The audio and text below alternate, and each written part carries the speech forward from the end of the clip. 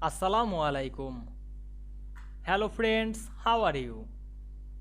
Welcome back to my new video. In this video, I am going to show you how to print 8 copies on one page in Microsoft Word. Let's get started. At first, we have to open a Word document and takes 8 pages. Now we want to print this 8 copies or 8 pages in one page. Go to the file menu, then click the print option, and we can see here many options. Now I select the one page per sheet drop down menu and select the 8 pages per sheet.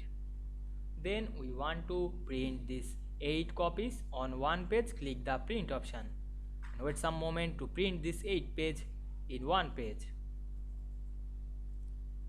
I hope you enjoyed the video. Please like, comment, share and subscribe my channel. Thanks for watching.